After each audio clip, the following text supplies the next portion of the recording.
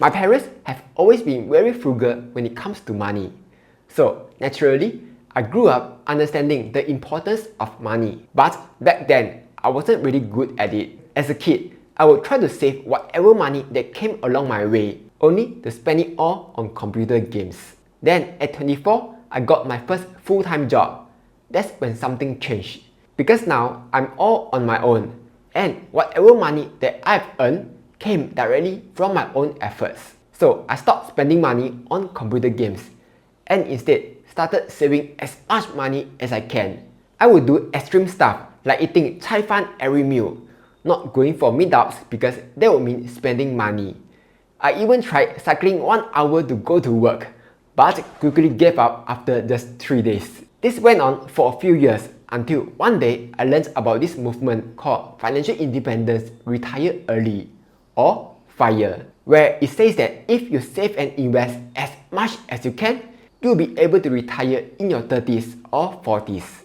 That's when something clicked in me, because previously, while I knew that saving money is good, I totally had no idea what I was saving for. All I knew was no money? Bad. Got money? Good. That's all I knew. With FIRE, I now had a real goal to work towards too. And in order to reach it quicker, I started saving even more money, more often than not at the expense of my health, happiness, and relationship. Then, somewhere along the way, I had a change in perspective, though I'm not sure what caused it. Maybe because we all lost something during the pandemic lockdown, or maybe because I had a family now, or maybe because you guys have been telling me to stop being so stingy. Whatever the case, I've started to loosen up a little, I think. So, when the viewer asks, what's the point of having the most cash at the end of the day, when I will look back in regret at the life I didn't have? This struck me hard because I think about this all the time. So, here's the thing. The basic idea behind the FIRE movement is about delaying gratification. Rather than spending that money now, we choose to save and invest that money so that in the future, we will have a sizable income to live off from. However, that comes at a huge cost. Because to achieve FIRE, your savings rate had to be very high, as pointed out by Mr. Money Mustache in the shockingly simple math behind early retirement. If you're in your 20s and you want to retire in your 30s, your savings rate would have to be at least 65% or more. To put that in context, let's say we earn the median income of $4,600. After we are forced to willingly give our money to CPF, we are left with $3,744. With a 65% savings rate, we can only spend just $1,310 every month. Quick pause. In Webull's latest update, they have added 2 new features. First, index options trading. So you can now trade options on your favorite index funds. Besides that, they have also added mutual funds trading, which means that now you can finally buy mutual funds and park your idle funds into low-risk Fullerton funds to earn a yield. So, if you have not signed up to Webull already, you can sign up using my link down below. Deposit $2,000, buy 1 US stock or ETF with a minimum transaction of $100. Buy 1 US option, all while maintaining a $2,000 net account value for 30 days. And you will receive a $150 cash voucher reward. With that being said, let's get back to the video. Now, for most people, the amount is more than enough to survive on.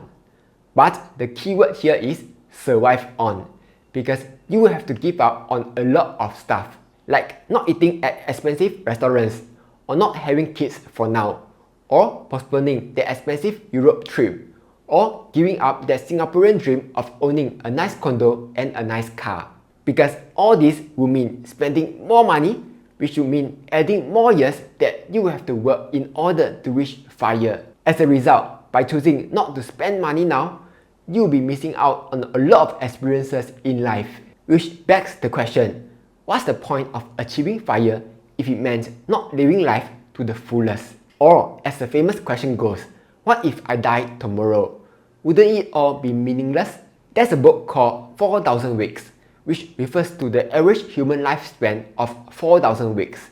In the book, the author pointed out that throughout our life, we aren't really present and we aren't experiencing life as it passes us by. Instead, we are always preparing for the future.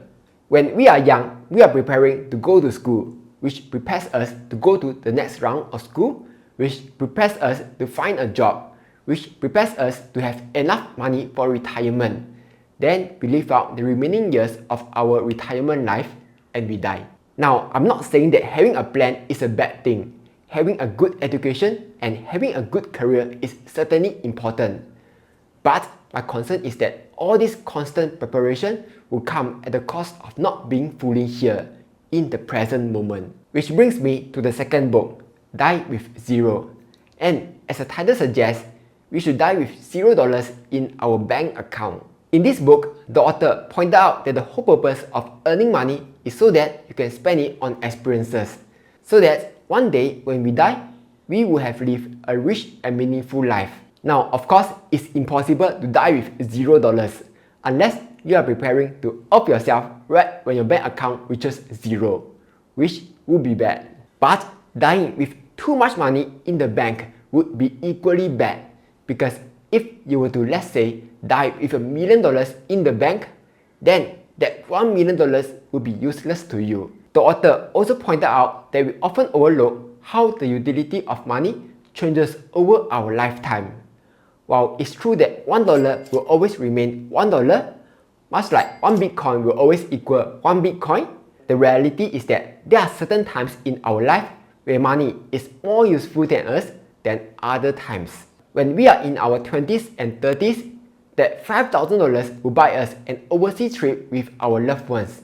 But as we grow older, we will gradually lose both our energy and mobility. Our children will also grow up and spend less time with us. In the end, that $5,000 may only buy us a hospital bed or a place at the old folks' home. Hence, instead of focusing on accumulating money and possessions, which loses utility over time, we should be focusing on accumulating what the author calls memory dividends. Memory dividends are happy experiences that you build between yourself and your loved ones. Stuff like having a nice meal together or going for vacations together. And just like money, as you gain more and more experiences together, memory dividends will compound over time. And in the end, all these memories that you and your loved ones have gained together will give you and your loved ones more enjoyment and fulfillment than the financial cost itself. So, going back to the whole fire versus living in the present question, how do we choose between the two? To answer that, we have to first understand that life is always about choices and sacrifice. For example, if you want to go for that dream vacation, you will have to spend money. And if you want to earn money, you will have to spend time. Unless you are a rich boy, of course. This is the same for fire. As Sidney pointed out, let's be real, most of us won't achieve fire. That's because if you have an average life where you work a 9 to 5 job, buy a nice house, have a fancy wedding, have 2 kids, it's very hard to achieve fire. If you just look around, you will notice that people in the fire community have 2 common traits. First, they have extremely high savings rates, which, to be honest, this isn't the hardest part. The hardest part is actually the thing that they aren't really telling you, and that is they have to put in the hard work in one form or another. And more often than not, luck has a huge part to play in it. For example, the author of Lady You Can Be Free blog achieved financial independence in just 7 years. She did it by investing consistently during the 2008 market crash, and when the market shot back up, she reached her first $1 million in 2012. Or the Chris Honey Money guy, who's 31 years old now, wants to reach $1 million by 35. Obviously, that caught Channel News Asia's attention. But the reason he could achieve $1 million at such a young age is because he was working hard teaching tuition, had a successful YouTube channel, all while having a full-time job. Or that Jean girl who decided to quit a high-paying lawyer job at 29 years old, started several side businesses, moved to Bali, and eventually achieved early retirement at 38 years old. Now, of course, I'm not asking you to teach tuition or start multiple businesses or something. I'm just saying that in order to achieve FIRE, you need to sacrifice something. Like instead of buying branded bags or going out for nice meals all the time, you can choose to invest the money in the stock market. Instead of playing games or watching TV after work, you can choose to work on a side hustle. Instead of staying at the same jobs for 5 years, you can choose to leave your comfort zone and find a better paying job. If you can do that, good for you. You will stand a chance at achieving FIRE. But otherwise, I think it's totally alright. There's nothing wrong with retiring later in life. So here are my takeaways. First, understand that spending more money doesn't necessarily lead to more happiness. There are many people who feel that being frugal means living a miserable life. In the book titled Your Money or Your Life, there's something called the fulfillment curve. It shows the correlation between money spent and the level of fulfillment. Let's say you are earning a low income, you have just enough to survive, but you are probably not content because you don't have enough money to start a family, much less plan for retirement. Then if your income goes up, you now have enough money for comfort, like going for movies, getting nice meals, getting married, starting a family, and so on. But maybe it could be better, right? So you could spend more money to arrive at the luxury phase, like buying branded bags, or a Tesla car, or the entire Orchard condo. However, beyond that point, your fulfillment decreases as you no longer find enough things to make you happy. In short, while having more money to spend is good, it's important to know how much you really need to be happy. And that ties back to FIRE. People who are chasing FIRE are content with having enough money for basic comfort of living. No fancy cars, no fancy house, nothing of that sort. Because in the back of their mind, they are saving up for something bigger, and that is their financial freedom. Everyone's definition of enough is different. So it's important to find out how much you really need in order to be happy. Second, know that our life is short. In one of Frank's video titled The Time You Have in Jelly Beans, he pointed out that the average human life has 28,835 days. If we deduct away the time is spent going to school, sleeping, eating, drinking, working, traveling from one place to another, watching television, bathing, grooming, and other mundane chores, if we are lucky, we are left with just 2,740 days. This is the time for laughing, swimming, drawing, hiking, reading, or even teaching yourself how to play guitar.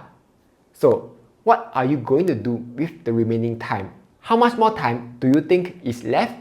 If you only had half of the time, what would you do differently? What if you just had one more day left? What are you going to do? Whether you are chasing FIRE or planning to retire in your 60s, everyone's ultimate goal is to live a happy and fulfilling life. So, while we are planning for our future, it's important that we try to live each day to our fullest, as if it was our last day on earth.